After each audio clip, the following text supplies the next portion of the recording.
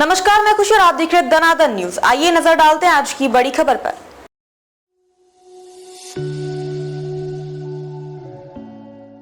जमीन के लिए बेटे ने ही की अपने पिता की हत्या, पुलिस ने किया खुलासा, आरोपी बेटा अरेस्ट।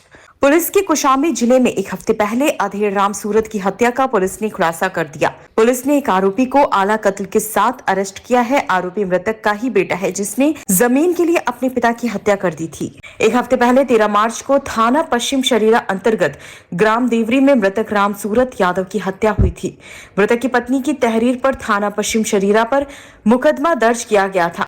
सीओ कौशाम्बी के कुशल नेतृत्व में थाना पश्चिम शरीरा पुलिस ने साक्ष्य व विवेचना से प्रकाश में आए मृतक के बेटे धर्मेंद्र यादव को ग्राम भगवतपुर में स्थित बालू डब के पीछे महुआ की बाग से गिरफ्तार कर लिया। आरोपी की निशानदेही पर घटना में प्रयुक्त आला कत्ल, फावड़ा व पत्थर भी पुलिस ने बरामद कर लिया। इसके अतिरिक्त घटना के समय आरोपी द्वारा पहने गए कपड़े व एक अदद एंड्रॉइड मोबाइल भी उसके कब्जे से बरामद किया गया है।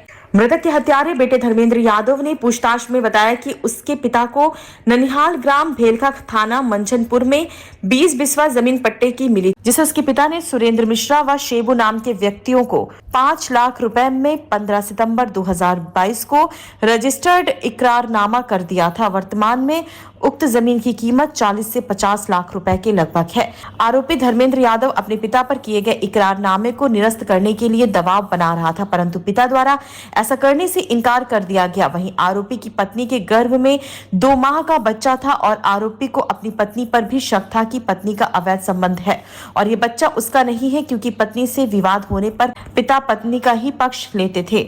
इन दोनों कारणों से आरोपी अपने पिता से काफी नाराज था और तनाव में रहने लगा था तथा नशा आदि करने लगा था।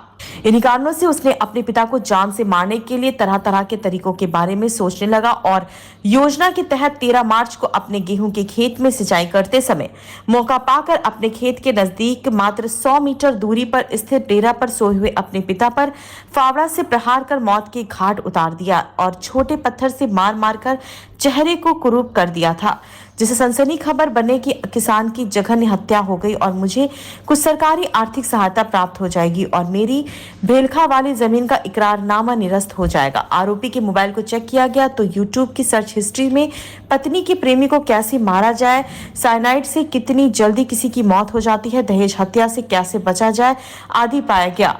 एसपी ब्रिजेश कुमार श्रीवास्तव ने प्रेस वार्ता कर घटना का खुलासा किया और लिखा पढ़ी कर आरोपी को जेल भेज दिया गया। कौशाम्बी से जयगम अब्बास रिजवी की खास रिपोर्ट।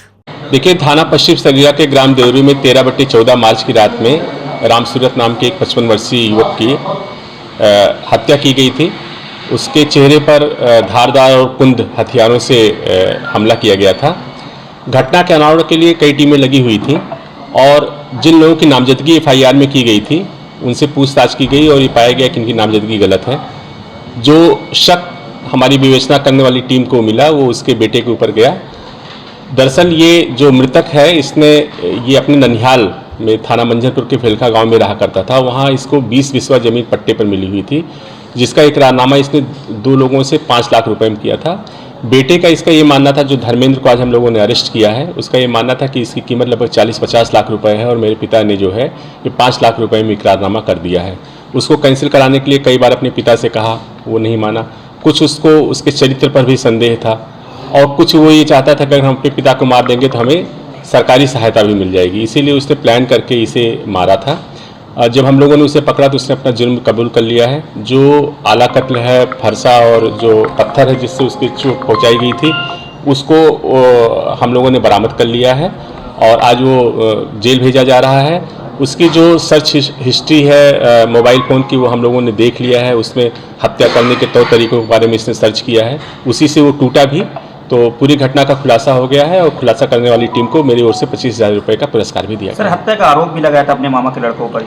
हाँ, वो फर्जी नामजदगी थी। वो जिनके ऊपर आरोप लगाया था वो अपने घरों पर मिल गए थे, तभी पुलिस को एक नई दिशा मिली कि ये तो जिसके ऊपर आरोप लगा रहा है वो गलत है और उसको बहुत ही तरीके से इसमें इलेक्ट्रॉनिक सर्विलांस का भी सहारा लिया गया और स्थानीय स्तर पर जानकारी की गई, उसी आधार पर इस घटना का खुलासा हुआ।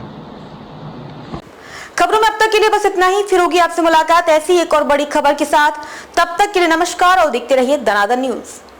ऐसे लेटेस्ट अपडेट्स के लिए हमारे चैनल को सब्सक्राइब करें और तुरंत नोटिफिकेशन पाने के लिए बेल आइकन प्रेस करना ना भूलें। यदि आप हमें फेसबुक के माध्यम से देख रहे हैं तो हमारे चैनल को फॉलो जरूर